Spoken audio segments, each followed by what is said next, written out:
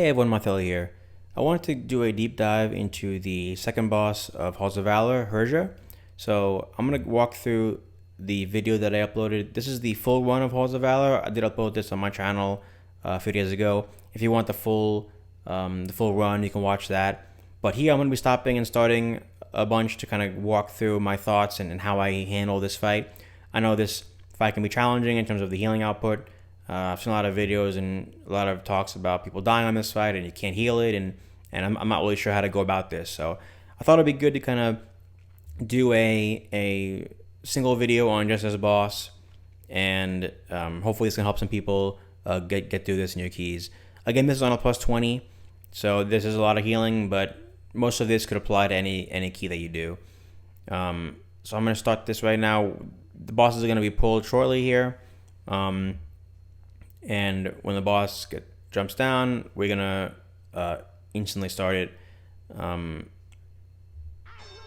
So here we go. The boss comes down. We do pull it. And I'm going to pause it shortly, actually right now. So one of the things to keep in mind too is that we did use Lust right away. I would suggest always using Lust on this boss. There really is no reason not to, considering the fact that you should probably Lust the first either boss or a big trash pull at the start of the dungeon. Either way, by now it's probably going to be up. So you should have it up for now. When the boss starts, just pop Lust right away. Again, no reason not to. You really want to mitigate the amount of storm phases that you have in this boss. So there should be about 3 or less. So we use Lust right away, and just to kind of help get this done faster. So I do want to pause shortly again too, because we do get Thundering here, and I'm going to pause this too. So like I said, we get Thundering. This can go either way. I know some people say, oh, it helps you heal. You should probably keep it on as long as you can. And I do agree with that. I mean, Thundering does help you with the healing. So if you have it on you, it definitely helps. The problem that I've found is that, again, this is a pug group. We're not in Discord. This isn't my normal group that I run with or anything like that. So because of that, there's a chance that we may mess that up. So in a fight like this, you can't really be doing a lot of other mechanics. You kind of have to be focusing on healing and making sure that your team is topped up. So in this fight, yes, the healing it'd be easier to heal with Thundering up, but I'm relying on somebody else to know that I'm just healing and they have to come to me to clear. And in the past, sometimes that works.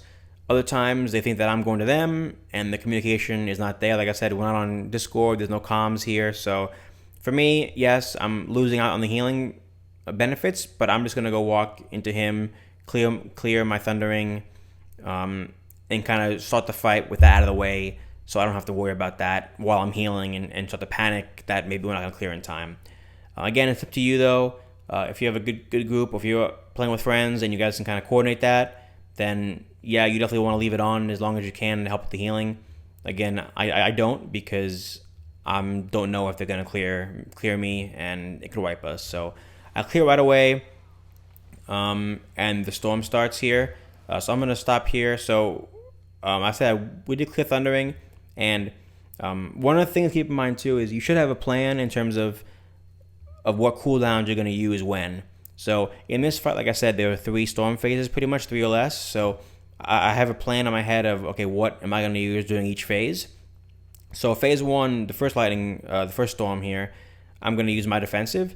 So you'll see here that I have my defensive cooldown up. This is an Astral Shift. This is a big healing defensive, actually. So I'm going to take way less damage when this is up.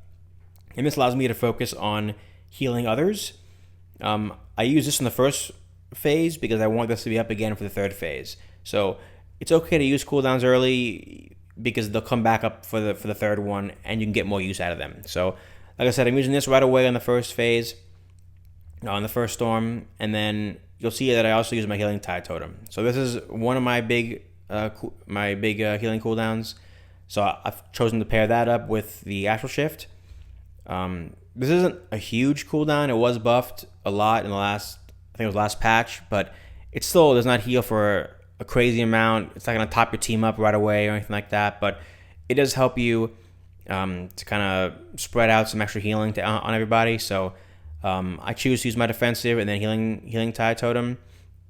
I do try to also get my high tide stacks on, so I am running high tide here, and before the storm starts, I do try to spend some mana to get this to proc, so that my high tide procs plus my healing tide plus my defensive should be enough to get me through this first one. So I'm gonna play it out here. We can see here I'm spamming my chain heal, I'm spamming my healing surge, I'm spamming riptides, another chain heal again, and that's enough to keep everyone topped up. My team has also been using the defensive, so I am using the Omni CD add-on so I can see what they're using, but they are rotating through them as well. In this phase, the Expel Light is the debuff that you see here that's on people. As long as people just spread out, it's not that bad. It does about maybe half of someone's health. Just make sure that you watch them, top them off, and again, make sure that no one hits any orbs. But as long as you do that, there shouldn't be that much damage going out here. This big tank buster here takes them pretty low, so you have to watch out for that as well.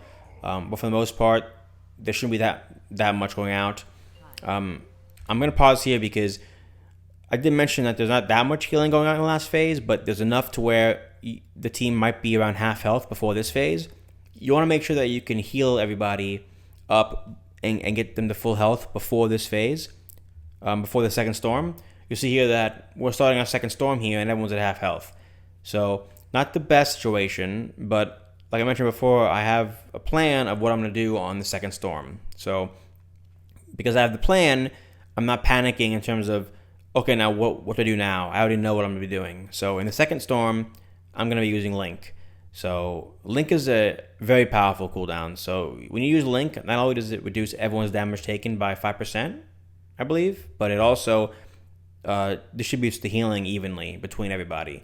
So if you dump a bunch of healing into one person, that healing almost gets replicated across everybody else, and it'll heal everybody. So we'll see here, I'm using my Link right away, right when the storm starts, and I'm just using Healing Surge. I'm using my surges into everybody. You'll see that as I'm healing surging people, it's spreading to everybody else, and they're all staying around half, above half. So I was able to heal that fight again. I didn't have my defensive.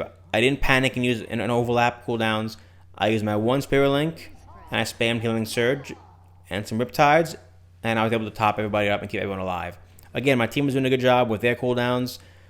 I strongly suggest that everyone should have Omni CD here so that they can see what their team's using. But they're all using their defensive. They're using their shields. They're using their heals. They're using their damage mitigation to help me with the fight. But I have a plan, and I'm able to heal everybody no problem. Again, we go through the Spell Light debuffs and the Tank Buster, make sure everyone's topped up. Here, I'm doing a better job of keeping everyone topped up before the storm starts.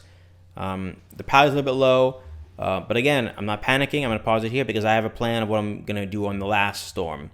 So the last one, you'll see here that because I used my defensive in the first phase, the third one is coming back up. So now I'm using my personal defensive here, and I'm using Ascendance. So like Spirit Link, Ascendance is a huge cooldown. It does an incredible amount of healing. When you use it, it's not that great because you don't know how many people are going to hit, and it may not do the healing that you want. But when you start to throw out some surges with Ascendance up, that healing gets applied to everybody. It can crit on everybody.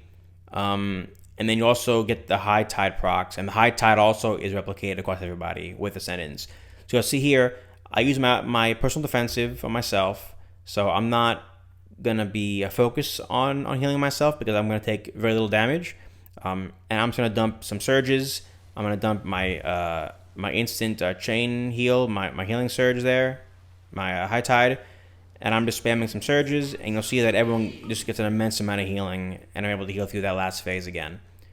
And again, because I have it planned, I know that that's the last one that I'm going to need. I don't need any more cooldowns, so I've timed that appropriately, and we're able to down the boss with no deaths and no real issues. So again, I think that the biggest thing to take away from this, and a lot of other fights are the exact same, where there's a lot of intense healing checks.